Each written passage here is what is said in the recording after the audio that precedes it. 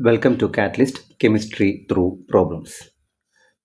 Today we will be solving this problem. The values of K observed for the decomposition of 2Hi, hydrogen iodide, at two different temperatures. The K values are given and you are asked to determine the activation energy for the backward reaction, and you are provided with the delta H value, the enthalpy of the reaction. So there is a typo in this particular problem. Delta H is equal to, it is 16.32 kilojoules mole inverse. So please note that one. And now let us analyze this problem. What are the key concepts required for this one? So you're asked to determine the enthalpy of the backward reaction, or the activation energy for the backward reaction. Let us denote it as EAB. So, and you are provided with the enthalpy of delta H reaction. So let us draw the energetic diagram for a backward reaction. It will be in this particular format. You start from the reactant side, go to the activated complex, and you end up in the product for the backward reaction. And as we know, the activation energy is the difference between the energy level of the reactants and the activated complex. So this will be activation energy for the forward reaction.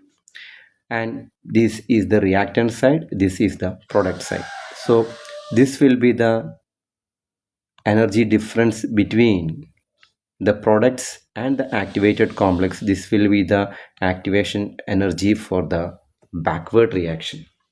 So let us write that equation. That equation will be delta H is equal to activation energy for the forward reaction minus activation energy for the backward reaction.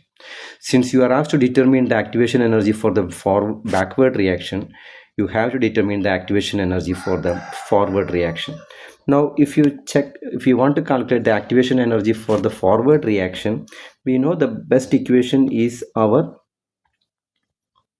Arrhenius equation. Activation energy for the forward reaction can be determined by the Arrhenius equation, which is, if I am writing in the terms of log K2 by K1 is equal to EA by 2.303 R, and here it will be T2 minus T1 divided by T1 T2. Now let us plug the various inputs into here. Your T1 is how much? 356 plus 273. That will be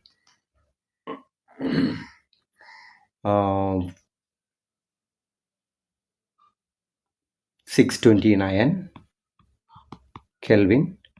Your T2 will be equal to 443 plus 273. That comes to 716 Kelvin.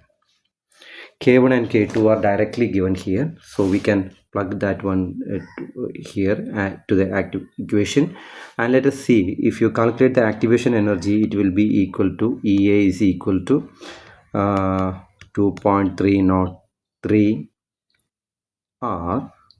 Next will be log of K2 by K1, and here it will be T1 T2 divided by T2 minus T1.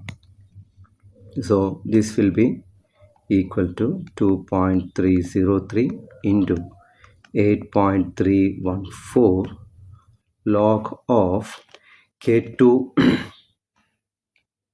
is 2.53 into 10 to the power of minus 3. K1 is 3.02 into 10 to the power of minus 5. And T1 T2 will be 629 into 716 divided by 716 minus 629, it will come to 87.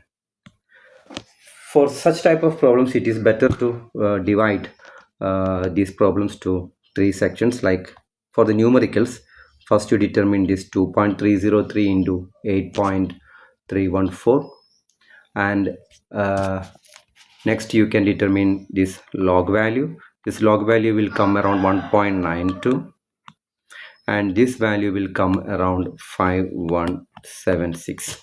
So finally your activation energy, it will be around, activation, the forward reaction will be 190.28 kilojoules per mole inverse. So if you substitute into this equation, you have to determine the activation energy for the backward reaction. This is for the forward reaction. The backward reaction will be equal to actually 190.28 minus 16.32. It will come to around 174.26 kilojoules mole inverse. So this is the right answer. Now, what are the key takeaways from this problem? The main things you have to identify is, one is the energetics of the uh, equation or the reaction, meaning to say you have to know whether it is delta H is positive or negative, and what is the reaction coordinate diagram. And second one is you have to know the Arrhenius integrated form of Arrhenius equation.